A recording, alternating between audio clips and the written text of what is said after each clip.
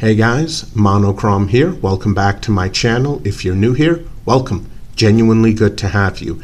Today I'm going to cover a very controversial topic. Sometimes, based on the advice you see being given out, you can immediately tell if someone who presents themselves as a self-defense expert is for real, or a con artist, or just an armchair theorist who thinks that, oh, this is how it works in the world of self-defense, this is how it works in the real world. Well, no, that's not how it works. And if you have someone with real experience speaking to you or addressing you, they're not going to give you the following bit of advice. And I've seen this advice given out, and it is horrendously dangerous and horrendously irresponsible. So here's the advice, and as you can see here, I have a pair of genuine, very real, very metal thumb cuffs. Now, these thumb cuffs are a visual aid in this video. That's it. And here's the horrendous advice that I keep seeing being given. Basically, if you get the drop on a home invader or a burglar and you've got your gun on them, and maybe you have a roommate, a spouse, or a girlfriend, and they've called the police, and you've got your handgun, your shotgun, or maybe even your large canister of pepper spray trained on the home invader or home invaders in front of you, yeah, you're gonna want to handcuff them. Well, if there's multiple individuals, immediately this is a bad idea, because when you come near them, they might decide to fight over your handgun or your shotgun or your canister of pepper spray. I mean, especially with a shotgun, it's going to be very awkward if you're trying to handcuff them. And you might be thinking, well, the person I'm with just called the cops. I'll hand them a pair of handcuffs. And oftentimes, no, I'm not talking about something in the bedroom. You will see some of these con artists and armchair warriors tell people, hey, handcuffs in most jurisdictions are legal to buy. Go out, get the best pair of handcuffs that you can. Well, in a lot of instances, as a civilian, you, depending on your jurisdiction, might not have access to the ones that actual police officers use. But there's still going to be handcuffs. Or sometimes the advice is get a good pair of thumb cuffs. Again, very bad advice, because here's the situation. Police officers have training.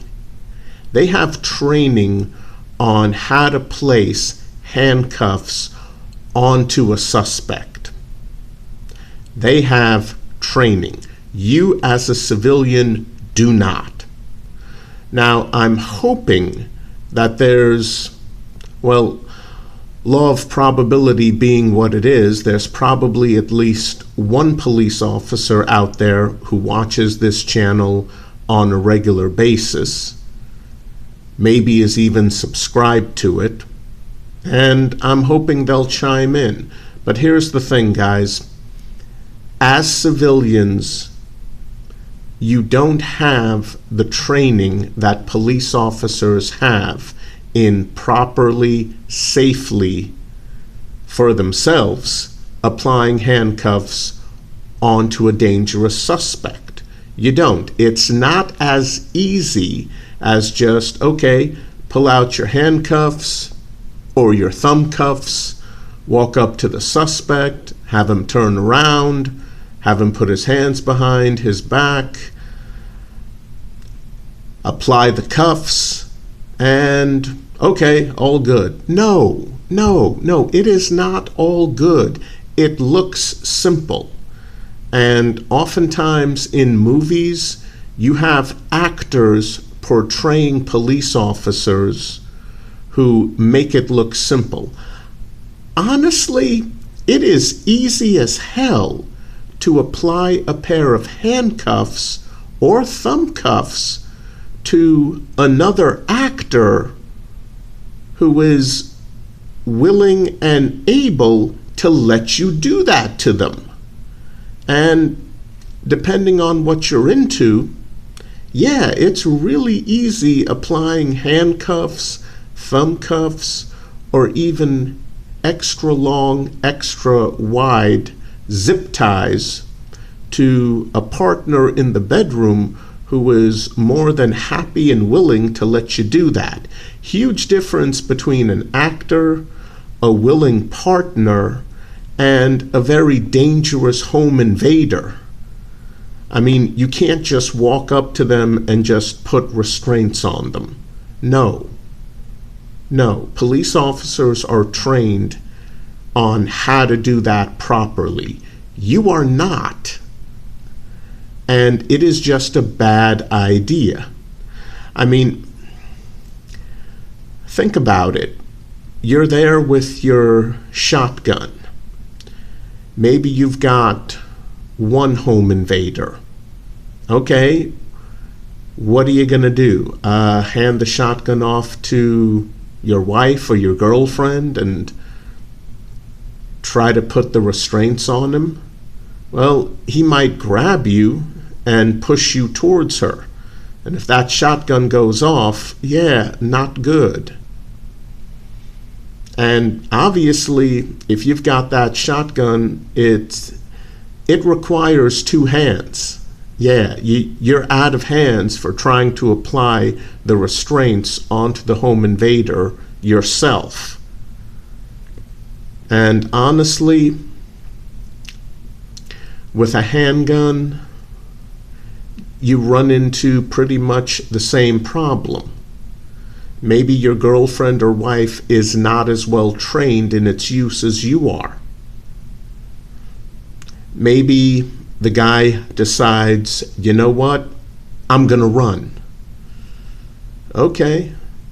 I mean, sadly, in a lot of jurisdictions, if he runs away, okay, he's no longer a threat to you. Legally, you have to let him go.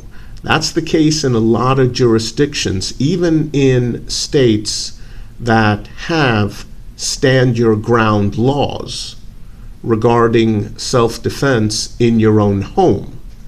That's the problem. I mean, it is just not going to look good to a jury if, I mean, what are you going to say to them? Oh, I'm sorry, my spouse panicked and shot him in the back as he was running away. No, that looks horrible. And if you end up shooting him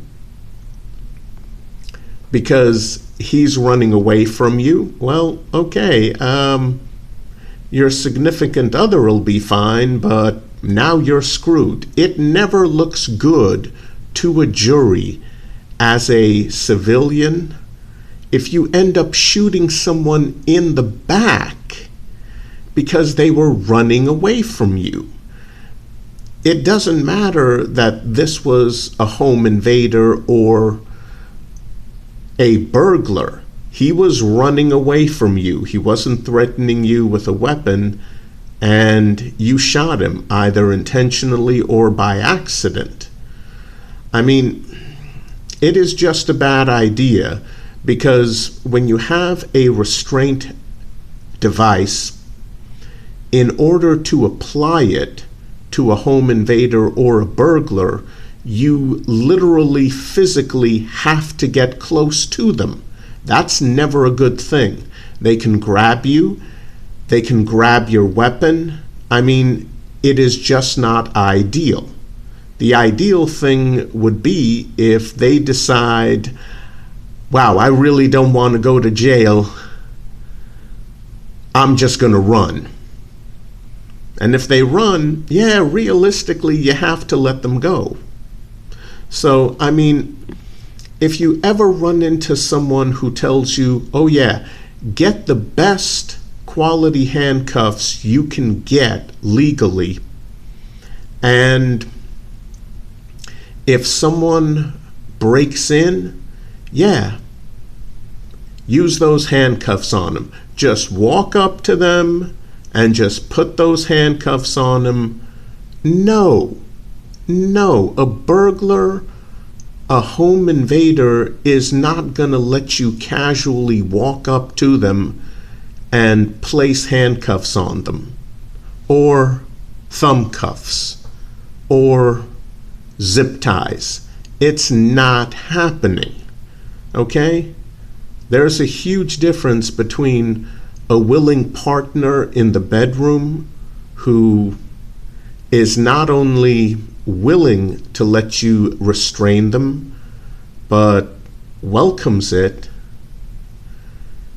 Compare that to an actor on TV or in the movies who puts handcuffs on another willing actor playing a part versus an actual home invader or violent burglar. You do not physically want to close that distance. If you've gotten the drop on them with your handgun, shotgun, or mini fire extinguisher sized canister of pepper spray, I mean, honestly, do not close that gap. Do not approach them.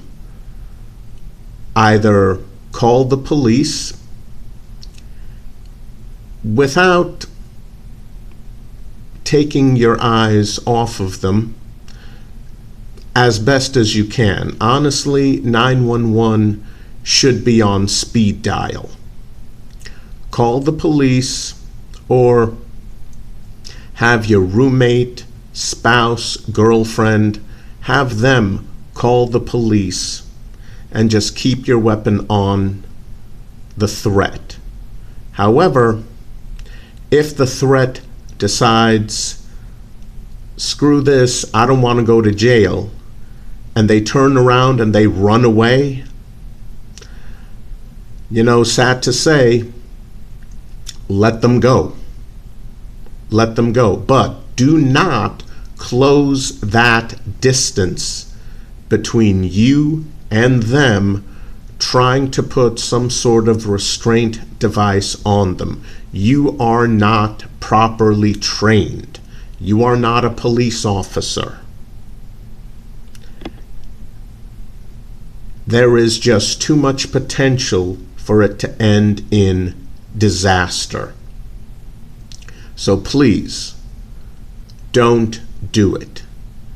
If you've gotten the drop on a burglar or home invader, yeah, absolutely, call the cops. But do not close that gap between you and them in order to put them in restraints, or in order to try to do so. Because, once again, you are not trained. And if you ever encounter anyone who tells you, oh yeah, go ahead and do that, honestly, don't waste your time taking any self-defense advice from them at all. Seriously. All right, guys, that's it for today. I hope you enjoyed the video.